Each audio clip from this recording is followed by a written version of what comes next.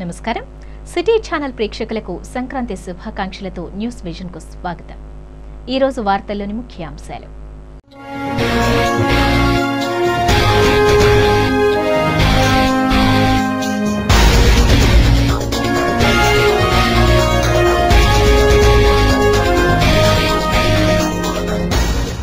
అంబరాన్నంటిన సంక్రాంతి సంబరాలు, క్రిక్కిరిసిన దేవాలయాలు।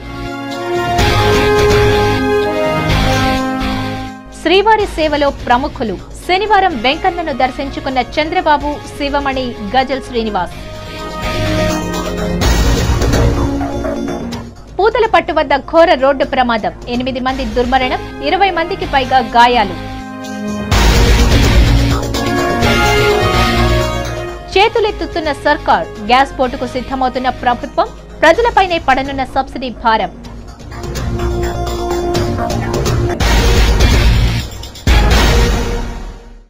వార్తల్లోని వివరాలు।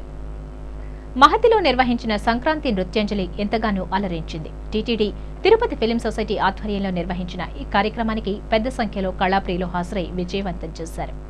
సంక్రాంతిని పురస్కరించుకుని టీటీడీ తిరుపతి ఫిల్మ్ సొసైటీ సంయుక్త ఆధ్వర్యంలో సంక్రాంతి నృత్యాంజలి పేరుతో కార్యక్రమాన్ని నిర్వహించారు। ఈ కార్యక్రమానికి ముఖ్య అతిథులుగా జేఈఓ వెంకటరామరెడ్డి, మాజీ శాసనసభ్యులు వెంకటరమణ, పీసీ రాయల్ హాజరై ప్రారంభించారు। కార్యక్రమంలో భాగంగా వివిధ పురస్కారాలు, అవార్డులు అందుకున్న చిన్నారులు సాంస్కృతిక కార్యక్రమాలు నిర్వహించారు। భరతనాట్యం, కూచిపూడి, వివిధ కళా ప్రదర్శనలతో పాటు జానపద నృత్యాలు కార్యక్రమంలో ప్రత్యేక ఆకర్షణగా నిలిచాయి।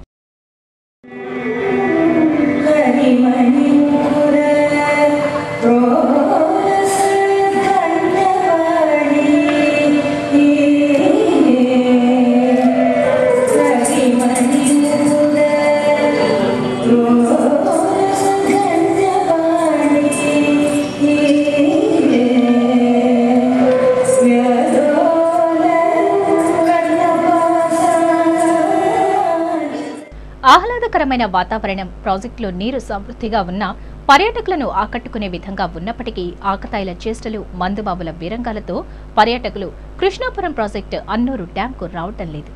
చిత్తూరు జిల్లా కార్వేటి నగరం మండలం అన్నూరు గ్రామం సమీపంలో కృష్ణాపురం ప్రాజెక్టు ఉంది।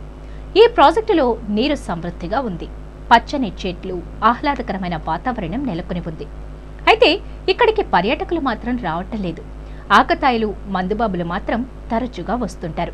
సెలవు రోజుల్లో పరిసర ప్రాంతాల్లోని ప్రజలు కుటుంబ సమేతంగా ప్రాజెక్టుకు వచ్చి సంతోషకరంగా గడపాలి అనుకున్నప్పటికీ ఆకతాయిల ఆగడాలు, మందుబాబుల వీరంగాలతో తాము ఆహ్లాదకరమైన పరిస్థితులను వీక్షించే అవకాశం లేకుండా పోతోందని ఓ మహిళ ఆవేదన వ్యక్తం చేశారు। అధికారులు ఆకతాయిలు, మందుబాబులపై చర్యలు తీసుకోవాల్సిన అవసరం ఉంది। కృష్ణాపురం ప్రాజెక్టు వాచ్మెన్ భాస్కర్ మాట్లాడుతూ తమిళనాడు జిల్లాలోని పలు ప్రాంతాల నుండి మందుబాబులు, ఆకతాయిలు వస్తుంటారని, దీంతో పర్యాటకులు రావటం లేదని అన్నారు। పల్లెపుట్టోళ్ళు, ఈ లోకల్ వాళ్ళు ఏం చేయలేవు। మావాడు కూడా ఏదో తిరిగి ఏదో మాట్లాడేదానికి, కొట్టేదానికి పోయి అది అసలు భయపడి ఊరే ట్యాప్ అయితే పట్టే 18 మంది ఉన్నారు। ఇప్పుడు అంతా ఒక ముగ్గురే ఉన్నారు। ఇచ్చున్నారంట సార్, ఇచ్చారు వాళ్ళు, ఒక 2 ఉంటారు, మళ్ళీ వాళ్ళు వెళ్ళిపోతారు। వాళ్ళు రోజు రారు, వాళ్ళు వస్తారు సార్, పొద్దున్నే వచ్చేస్తారు, సాయంకాలం దాకా ఆదివారం కూడా ఉంటారు। గర్భగుడిలో మూల విరాట్ వద్ద భూమిలో నుంచి అమ్మవారి శిరస్సు ఆకృతిలో ఓ శిల ఉద్భవించింది। అమ్మవారి మహిమేననుకున్న గ్రామస్తులు ఆ శిలకు ప్రత్యేక పూజలు చేశారు। ఈ వింతను చూడటానికి వందలాది మంది చుట్టుపక్కల గ్రామస్తులు తరలి వస్తున్నారు। చిత్తూరు జిల్లా గుడిపల్లి సమీపంలో ఈ వింత సంఘటన జరిగింది। ఇప్పుడు మనం చూస్తున్నది చిత్తూరు జిల్లా గుడిపల్లికి 10 కిలోమీటర్ల దూరంలోని బేటరాయనపల్లి। ఈ గ్రామంలో గ్రామ దేవతగా కొలువైన కుంటిగంగమ్మ ఆలయం పురాతనమైంది। 8 సంవత్సరాల క్రితం ఆ ఆలయం శిథిలావస్థకు చేరుకోవడంతో ఆ ఆలయాన్ని పునర్నిర్మించి గ్రామస్తులు నిత్య ధూపదీప నైవేద్యాలు నిర్వహిస్తున్నారు। అయితే 10 రోజుల క్రితం అమ్మవారి గర్భాలయంలో అమ్మవారి శిరస్సును పోలిన ఆకృతిలో ఓ శిల భూమిలో నుంచి ఉద్భవించింది। భూమిలో నుంచి ఉద్భవించిన శిల అంచెలంచెలుగా పెరిగింది। ఇది గుర్తించిన పూజారి గ్రామస్తులకు చెప్పటం, వారి ద్వారా చుట్టుపక్కల ప్రాంతాలకు ఈ వార్త వ్యాపించడంతో రోజు వందల సంఖ్యలో భక్తులు ఆ ఆలయాన్ని సందర్శించి వింతను తిలకిస్తున్నారు। ఇదిలా ఉండగా కొద్ది రోజుల క్రితం అదే గ్రామంలోని ఓ మహిళకు అమ్మవారు పూని ఆలయ పరిసరాల్లో 3 విగ్రహాలు బయటపడుతుందని చెప్పినట్లు పూజారి పేర్కొన్నారు। అంతేకాకుండా శిల ఉద్భవించిన తర్వాత వైకుంఠ ఏకాదశి రోజున ఓ నాగుపాము ఆలయంలోకి ప్రవేశించి అక్కడే తిష్టవేసిందని, పామును ఎంత బెదరగొట్టినా ఆ రోజంతా గర్భాలయాన్ని వదిలి వెళ్లలేదని పూజారి అన్నారు. నగరంలో అక్రమ నిర్మాణాల జోరు పుంజుకుంది. నిబంధనలకు నీళ్లొదిలి చట్టవిరుద్ధంగా అక్రమ కట్టడాలను కొనసాగిస్తున్నారు. అక్రమార్కులపై కొరడా చిలిపించాల్సిన ప్రణాళికా విభాగం అధికారులు నిర్లక్ష్యంగా వ్యవహరించడం వీరికి వరంగా మారింది. నగరపాలక సంస్థ అధికారుల అనుమతి లేకుండా యథేచ్ఛగా అక్రమ నిర్మాణాలు సాగుతుంటే, మరోవైపు నగరపాలక సంస్థ అనుమతికి మించి కట్టడాలను సాగిస్తున్నారు. నగరంలో నిబంధనలకు విరుద్ధంగా సుమారు 60 అక్రమ కట్టడాలు జరుగుతున్నాయి. వీటిలో 40 అక్రమ కట్టడాల యజమానులకు నగరపాలక సంస్థ కమిషనర్ నోటీసులను జారీ చేయడం జరిగింది. 60 అక్రమ నిర్మాణాలను తొలగించి అక్రమార్కులకు వణుకు పుట్టించారు. అయితే ప్రణాళికా విభాగం అధికారులతో కొంతమంది లాలూచీ పడి చట్టంలోని లొసుగులను ఆసరాగా చేసుకుని వారికి అనుకూలంగా మార్చుకుంటున్నారన్న ఆరోపణలు లేకపోలేదు. అక్రమదారుల నుండి సిబ్బంది వసూళ్లకు పాల్పడుతున్నట్లు ఆరోపణలు వెల్లువెత్తుతున్నాయి. మరికొన్ని ప్రాంతాల్లో తూతూ మంత్రంగా గోడలను తొలగించి చేతులు దులుపుకుంటున్నారు. కమిషనర్ అక్రమార్కులపై కొరడా చిలిపించి సమస్యను చక్కదిద్దుతుంటే, మరోవైపు సిబ్బంది వారి చేతివాటాన్ని ప్రదర్శిస్తూ జేబులు నింపుకుంటున్నట్లు సమాచారం. అక్రమ నిర్మాణాలతో పాటు అవినీతికి పాల్పడుతున్న సిబ్బంది పట్ల కమిషనర్ దృష్టి సారించి కఠిన చర్యలకు ఉపక్రమించారు. మరికొంతమంది సిబ్బంది ఓ అడుగు ముందుకేసి భవన యజమానులకు నకిలీ నోటీసులను చూపించి అక్రమార్జనకు పాల్పడుతున్నారనే విమర్శలు లేకపోలేదు. నగరంలో వివిధ దశల్లో నిర్మాణమవుతున్న అక్రమ కట్టడాలపై బిల్డింగ్ ఇన్స్పెక్టర్లకు సమాచారం అందిస్తే ఫిర్యాదుదారుల ముందు హడావిడి చేసి ఊరుకుంటున్నారే తప్ప తక్షణ చర్యలు చేపట్టిన దాఖలాలు లేవు.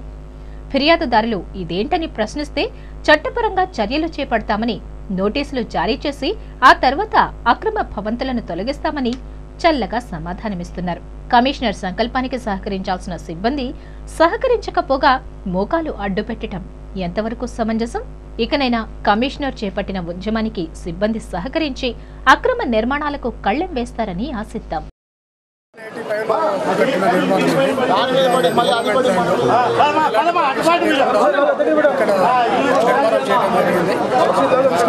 ఏంటంటే ప్రాణ నష్టం జరగలేదు, ఎవరు వ్యక్తులు లేరు కాబట్టి మాకు సమాచారం పంపించాము. చేసి చేస్తాము.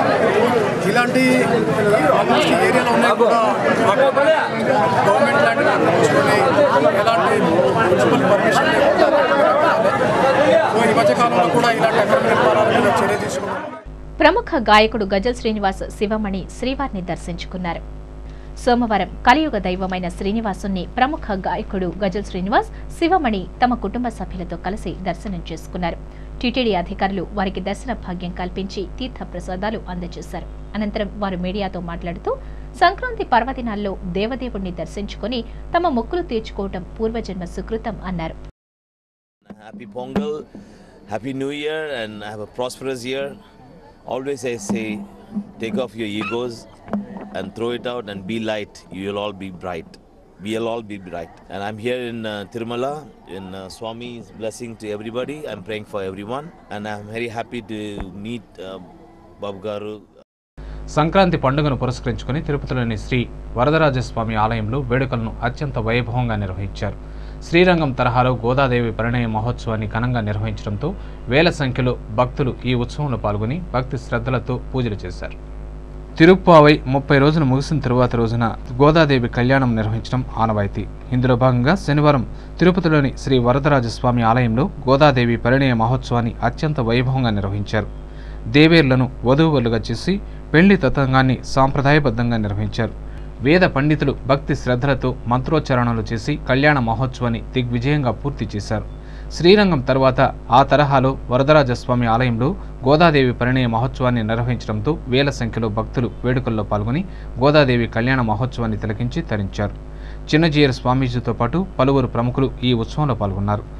ఆలయ నిర్వాహకులు పండుగ ప్రాముఖ్యతను దృష్టిలో ఉంచుకుని ఆలయాన్ని సుందరంగా తీర్చిదిద్ది భక్తుల సౌకర్యార్థం ప్రత్యేక ఏర్పాట్లు చేశారు.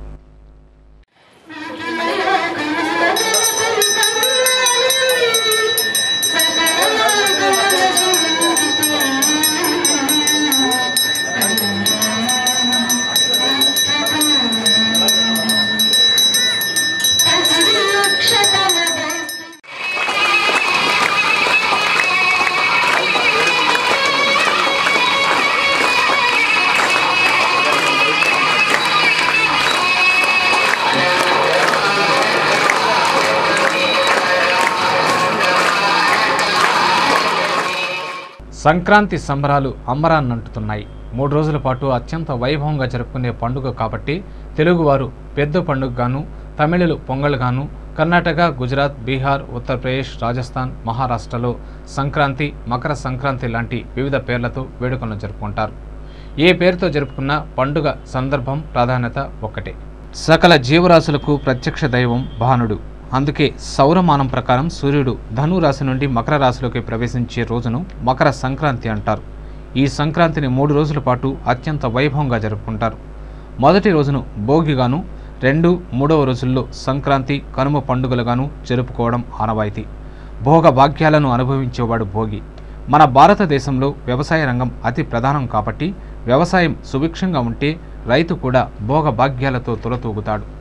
ఏడాది పాటు కష్టపడిన రైతు తన పంటతో ఇంటికి చేరుకుని ఆనందంగా గడుపుతాడు. అందుకే మొదటి పండుగను భోగి అంటారు. భోగి రోజు ఇంట్లోని పాత వస్తువులను మంటల్లో వేసి భోగి మంటలు వేసి చలి కాచుకుంటారు.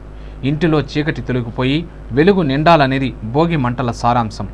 వేకువజామున భోగి మంటల అనంతరం స్నానమాచరించి పండుగ సంబరాల్లో మునిగిపోతారు. చేతికందిన పంట ధాన్యం ఒక్కడే అనుభవించకుండా పనివారికి, పేదలకు, హరిదాసులకు, పశు పక్షాదులకు వితరణ చేయడం రాజభోగం. అందుకే హరిదాసులు సంక్రాంతి పండుగ దినాల్లో గంగిరెద్దులతో దర్శనమిస్తూ యాచిస్తారు. ఈ 3 రోజులు ఇండ్లు వాకిళ్ళు శుభ్రం చేసి వాకిట్లో రంగురంగుల ముగ్గులు వేసి గొబ్బెమ్మలు పెడతారు. సిరి సంపదలను ప్రసాదించే భాగ్యలక్ష్మికి గొబ్బెమ్మలంటే ఎంతో ప్రీతిపాత్రం. అందుకే ఇళ్ల ముందు గొబ్బెమ్మలను ఏర్పాటు చేసి లక్ష్మీదేవిని ఇంటికి ఆహ్వానిస్తారు. 2వ రోజు సంక్రాంతి అంటే పెద్దల పండుగ. కీర్తిశేషులైన వారికి బట్టలు పెట్టి మొక్కులు తీర్చుకుంటారు కాబట్టి సంక్రాంతిని పెద్ద పండుగ అంటారు. ఇక 3వ రోజు కనుమ పండుగ. వ్యవసాయంలో కీలక భూమిక పోషించేది పశువులు. అందుకే కనుమ రోజున పశువులను పూజించి వాటికి విశ్రాంతినిస్తారు. పశువుల కొమ్ములకు రంగులు వేసి అందంగా ముస్తాబు చేస్తారు. ఆ తరువాత వాటిని ఆ రోజంతా స్వతంత్రంగా గడపడానికి గుంపులుగా తరుముతారు. ఈ ప్రక్రియనే పశువుల పండుగ అంటారు. అలా అలవాటైన పశువుల పండుగకు రాను రాను విశేష ఆదరణ లభించింది. తమిళనాడులో జల్లికట్టుగా దేశవ్యాప్తంగా గుర్తింపు పొందగా, ఆంధ్రప్రదేశ్లో ముఖ్యంగా చిత్తూరు జిల్లా రంగంపేటలో నిర్వహించే పశువుల పండగ ఎంతో ప్రాధాన్యత సంతరించుకుంది. లక్షల సంఖ్యలో ప్రజలు ఈ వేడుకల్లో పాల్గొని పశువుల పండుగను ఆనందంగా, ఉత్సాహంగా గడుపుతారంటే అక్కడి పండుగ వాతావరణం, పరిస్థితి అర్థమవుతుంది. ఇన్ని ప్రత్యేకతలు సంతరించుకున్న సంక్రాంతి పండుగను జిల్లా వ్యాప్తంగా ఘనంగా జరుపుకుంటున్నారు. దేవాలయాలను సందర్శించి దేవతామూర్తులను దర్శించి మొక్కులు తీర్చుకుంటున్నారు. తెలుగుదేశం పార్టీ అధినేత నారా చంద్రబాబు నాయుడు తన కుటుంబ సభ్యులతో కలిసి శ్రీవారిని దర్శించుకున్నారు. శ్రీవారి దర్శనం కోసం శుక్రవారం రాత్రి తిరుమలకు చేరుకున్న టీడీపీ అధినేత నారా చంద్రబాబు నాయుడు శనివారం ఉదయం స్వామివారిని దర్శించుకున్నారు. వైకుంఠం నుంచి ఆలయంలోకి వెళ్లి కుటుంబ సభ్యులతో స్వామివారిని దర్శించి మొక్కులు తీర్చుకున్నారు. దర్శనానంతరం ఆలయంలోని రంగనాయక మండపంలో ఆలయ వేద పండితులచే బాబు దంపతులకు, కుటుంబ సభ్యులకు వేద ఆశీర్వాదం చేశారు. అనంతరం తిరుమల జేఈఓ శ్రీనివాసరాజు బాబు దంపతులకు తీర్థ ప్రసాదాలను అందజేశారు. స్వామివారిని దర్శించుకున్న చంద్రబాబు ఆలయం వెలుపల ఉన్న అభిమానులు, పార్టీ నాయకులను పలకరించి అభివాదం తెలుపుతూ తిరుపతికి తిరుగు ప్రయాణమయ్యారు. చంద్రబాబుతో పాటు కుటుంబ సభ్యులు నారా రామ్మూర్తి నాయుడు, నారా భువనేశ్వరి, లోకేష్ తదితరులు ఉన్నారు. ప్రభుత్వం ఖజానా నింపుకోవడానికి రోజుకో ఎత్తుగడ వేస్తోంది. ఓవైపు పన్నుపోటు, మరోవైపు విద్యుత్ ఛార్జీల పెంపుతో విసిగి వేసారపోయిన సామాన్య ప్రజలపై తాజాగా గ్యాస్ బండ భారం మోపడానికి ప్రభుత్వం సిద్ధమైంది. చిత్తూరు జిల్లాలో సుమారు 5.3 లక్షల గ్యాస్ కనెక్షన్లు ఉన్నాయి. అందులో దీపం పథకం కనెక్షన్లు 1,50,000కు పైగా ఉన్నాయి. వంట గ్యాస్ వినియోగిస్తున్న మధ్యతరగతి ప్రజలకు ప్రస్తుతం ప్రభుత్వం ఇస్తున్న ₹25 సబ్సిడీని రద్దు చేయాలని ఆలోచిస్తోంది. అదే జరిగితే జిల్లాలో 1.35 లక్షల మంది వినియోగదారులు గ్యాస్పై సబ్సిడీ కోల్పోతారు. ఫలితంగా వీరిపై నెలకు 35.5 లక్షల అదనపు భారం పడుతుంది. ఖజానా నింపుకునే దిశగా ఆలోచిస్తున్న ప్రభుత్వం పేద ప్రజల కష్టాలు ఆలకించడం లేదనే విమర్శలు వినబడుతున్నాయి. ఇప్పటికే పెట్రోల్ ధరలు, నిత్యావసర వస్తువుల ధరలు అందనంత ఎత్తుకు ఎదిగాయి. దీంతో సామాన్య ప్రజలు విలవిల్లాడిపోతున్నారు. నిత్యావసర వస్తువుల ధరలు పెరిగిపోవడంతో సామాన్యులు సంవత్సరంలో పండుగలను జరుపుకోలేక అవస్థలు పడుతున్నారని ఓ మహిళ ఆవేదన వ్యక్తం చేసింది. మూలిగే నక్కపై తాటికాయ పడ్డ చందంగా సామాన్యులపై గ్యాస్ బండ భారం మోపడానికి ప్రభుత్వం ప్రయత్నించడం దారుణమన్నారు. గ్యాస్పై సబ్సిడీని ₹25 నుండి ₹50కు పెంచాల్సి ఉండగా రాయితీలను రద్దు చేసుకోవాలనుకోవడం విచారకరమన్నారు. దీంతో 407 రూపాయలకు ప్రస్తుతం గ్యాస్ ఏజెన్సీలు సిలిండర్లను ఇస్తున్నప్పటికీ ఇంటికి తెచ్చేసరికి 430 రూపాయలు బాయిస్ తీసుకుంటున్నారని, రాయితీని రద్దు చేస్తే 500 రూపాయలు చెల్లించాల్సి వస్తుందని అన్నారు. ప్రభుత్వం ఈ ఆలోచనను విరమించుకోకపోతే ప్రభుత్వానికి వ్యతిరేకంగా ఆందోళన చేయాల్సి వస్తుందని ఆమె హెచ్చరించారు. 407 రూపాయలకే గ్యాస్ ఇస్తా అన్నారు. ఇప్పుడు ఆ సబ్సిడీ కూడా లేకుండా ప్రజల మీదే భారం వేయడం అనేది కరెక్ట్ కాదు. ఎందుకంటే ఇప్పుడు ఉన్న రేట్లలోనే కడుపు నిండా తిండి తినే పరిస్థితి లేకుండా ఉంటే ఈ గ్యాస్ సబ్సిడీ కూడా లేకుండా జనాల మీద ఈ 28 కూడా వాళ్ళ మీద భారం పెట్టడం కరెక్ట్ కాదు. ఇప్పుడు 440 రూపాయలు గవర్నమెంట్ రేటే పెడితే ఇంకా మిగతా వాళ్ళు సప్లై చేసే వాళ్ళకి ఎంత ఇవ్వాలా అనేది ఇక్కడ తెలియడం లేదు. ఎందుకంటే ఇంకా వాళ్ళకి ఒక 30-35 ఇస్తే కానీ గ్యాస్ ఇంటికి చేరదు. మొత్తం అనుకుంటే 500 రూపాయల దాకా అయిపోతుంది. ఇది చాలా ఇబ్బందిగా ఉంటుంది. సబ్సిడీ గవర్నమెంట్ సబ్సిడీగానే తీసేయాలి. సబ్సిడీ కలిపి జనాల మీద వేస్తే ఇబ్బంది పడతారు. మహిళలందరూ కూడా దీన్ని వ్యతిరేకిస్తారు. దాన్ని మేము ఖండిస్తూ ఉన్నాము. ఖచ్చితంగా మహిళలకి ఇబ్బంది కలిగే విధంగా లేకుండా గ్యాస్ సబ్సిడీని తగ్గించి మామూలు రేటుకి ఇంతకుముందు ఎట్లా ఇస్తున్నారు ఆ విధంగానే ఇవ్వాలి. ఈ భారాన్ని కూడా మహిళల మీద మోపొద్దని మేము మహిళా సంఘంగా తెలియజేస్తాం. భారతీయ సంస్కృతి సంప్రదాయాలను వారసత్వంగా భవిష్యత్ తరాల వరకు అందించాల్సిన బాధ్యత మనందరిపై ఉందని శ్రీ వరసిద్ధి వినాయక ఉత్సవ కమిటీ గౌరవ అధ్యక్షుడు భానుప్రకాష్ రెడ్డి పేర్కొన్నారు. సంక్రాంతి పర్వదినాన్ని పురస్కరించుకుని శనివారం స్థానిక ఇందిరా మైదానంలో శ్రీ వరసిద్ధి వినాయక ఉత్సవ కమిటీ ఆధ్వర్యంలో అఖిలపక్షం నాయకులు చిన్నారులకు గాలిపటాల పోటీలు నిర్వహించారు. ఈ పోటీల ప్రారంభోత్సవానికి ముఖ్య అతిథిగా తుడా వీసీ పెంచల్ రెడ్డి హాజరై పోటీలను ప్రారంభించారు. ఈ సందర్భంగా ఆ కమిటీ అధ్యక్షుడు సామంచి శ్రీనివాస్ మాట్లాడుతూ కనుమరుగవుతున్న భారతీయ సంస్కృతి సంప్రదాయాలను పరిరక్షించి భావి తరాల వారికి వారసత్వ సంపదగా అందించాలనే సదుద్దేశంతో తమ కమిటీ ఆధ్వర్యంలో చిన్నారులకు ఉచితంగా గాలిపటాలను అందించి పోటీలను నిర్వహించడం జరిగిందన్నారు. ఈ పోటీల్లో గెలుపొందిన విజేతలకు నగదు బహుమతిని అందించడం జరిగిందన్నారు. సంబరాలకు ప్రతీక అయిన సంక్రాంతి పండుగను ప్రతి ఒక్కరూ సంతోషంగా జరుపుకోవాలని ఆకాంక్షించారు. సంక్రాంతి అంటేనే సంబరాలకు ప్రతీక. సంక్రాంతి సందర్భంగా మనం ఆడుకునేటువంటి ఆటలు, పాటలు, ముగ్గులు ఇవన్నీ కూడా మర్చిపోకూడదనే ఉద్దేశంతోనే ఈరోజు గాలిపటాలను అందరికీ పంపిణీ చేసి ఇక్కడ గాలిపటాల పోటీ కూడా వాళ్ళను అత్యంత ఎత్తుకు ఎగరేసినటువంటి ప్రవీణ్ అనేటువంటి అబ్బాయికి కూడా నగదు బహుమానం కమిటీ వైపు నుంచి ఇవ్వడం జరిగింది. కాబట్టి ప్రఖ్యాతిగాంచినటువంటి పుణ్యక్షేత్రం తిరుపతిలో ఆధ్యాత్మిక వాతావరణాన్ని కాపాడుకోవాలా, అంతేకాకుండా మన సంప్రదాయం కూడా కాపాడుకోవాలనే ఒక ఉద్దేశంతో ఈ కార్యక్రమాన్ని మేము ఇక్కడ నిర్వహించడం జరిగింది. దీనికి అనంతరం భానుప్రకాష్ రెడ్డి మాట్లాడుతూ భారతీయ సంస్కృతి సంప్రదాయాల పట్ల విదేశీయులు సైతం ఆకర్షితులవుతుంటే దురదృష్టవశాత్తు మన దేశ యువకులు విదేశీ సంస్కృతికి అలవాటు పడడం బాధాకరమన్నారు. పుణ్యభూమి, వేదభూమి, పురాణ భూమిలో ఉద్భవించిన ప్రాచీన సంస్కృతిని సంపదగా భావించి పరిరక్షించాల్సిన బాధ్యత మనందరిపై ఉందన్నారు. ఈ పోటీల్లో అఖిలపక్షం నాయకులు నవీన్ కుమార్ రెడ్డి, మాంగాటి గోపాల్ రెడ్డి, నాగరాజు రాయల్ చిన్నారులు పాల్గొన్నారు. మన యువతకి మన ప్రాచీన సంపదను, మన పండుగ విలువలను తెలియజేయాలన్న ఉద్దేశంతో ఈరోజు వినాయక నిమజ్జన కమిటీ ఆధ్వర్యంలో ఇక్కడ గాలిపటాల పండుగ నిర్వహించడం జరిగింది. ఇందులో భాగంగా ఈరోజు పట్టణంలోని యువత, ముఖ్యంగా చిన్నారులు దీంట్లో పాల్గొనడం జరిగింది. నేనేం కోరుకుంటున్నామంటే అసలు భారతదేశంలో ఉన్న సంస్కృతి సాంప్రదాయాల పట్ల ఈరోజు విదేశీయులు సైతం మన వైపు చూస్తుంటే దురదృష్టవశాత్తు ఈరోజు ఇక్కడ ఉన్నటువంటి యువత వెస్టర్న్ కల్చర్కి అలవాటు పడుతున్నారు.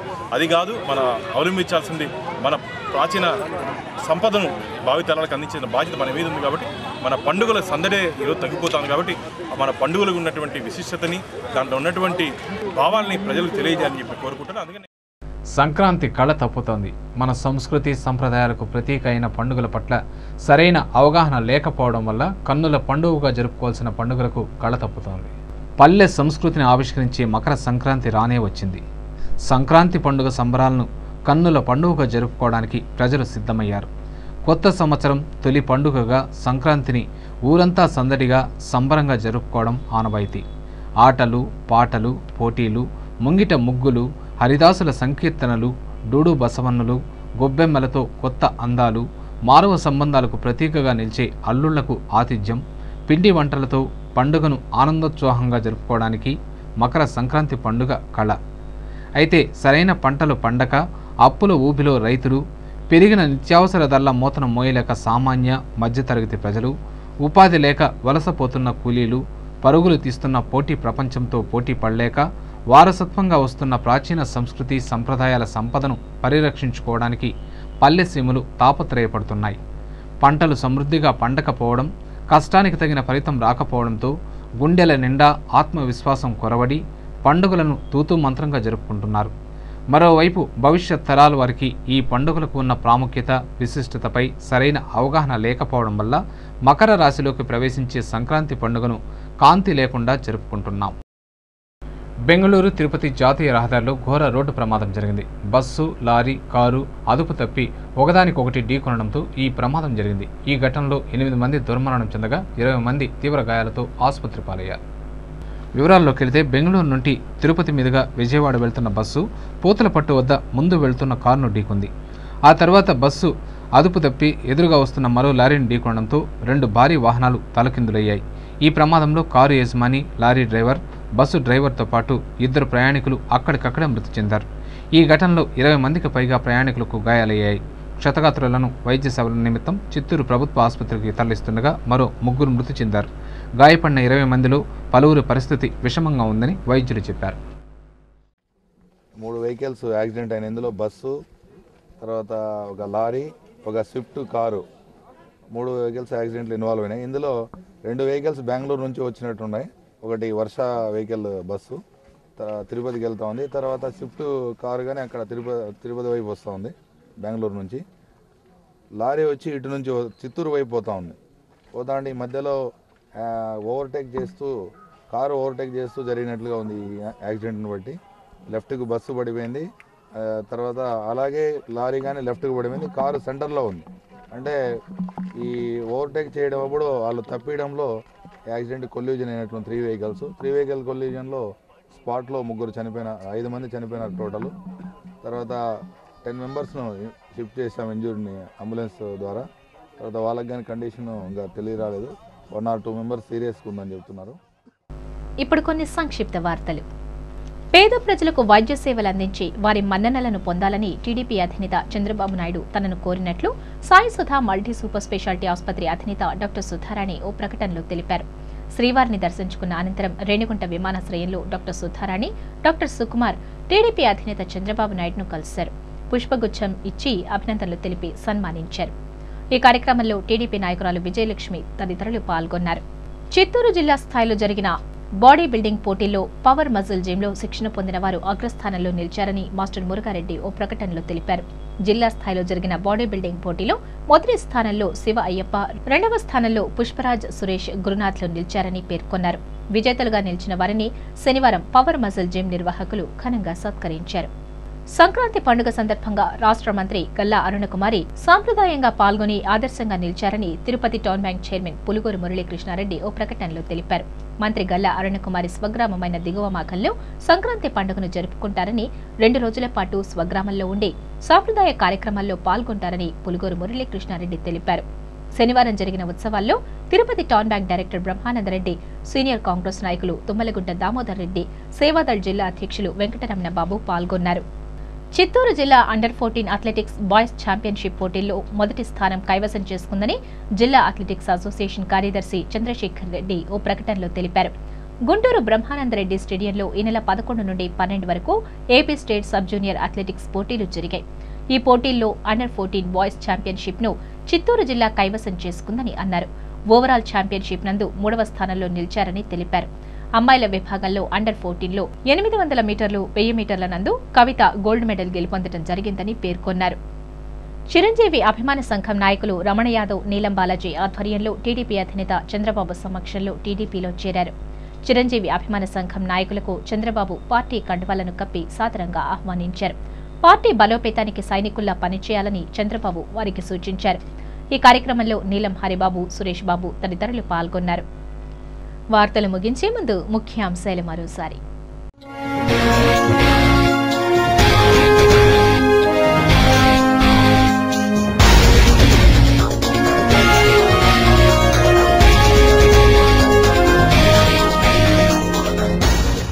అంబరాన్నంటిన సంక్రాంతి సంబరాలు, క్రిక్కిరిసిన దేవాలయాలు.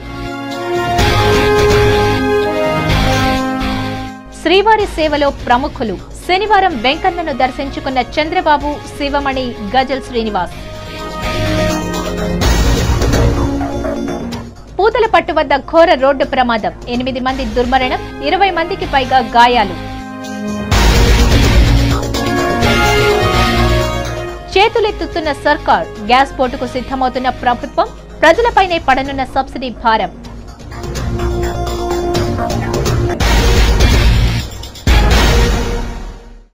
ఈ వార్తలు ఇంతటితో సమాప్తం. సమగ్ర సమాచారంతో న్యూస్ విజన్లో మళ్ళీ కలుసుకుందాం. అంతవరకు సెలవు.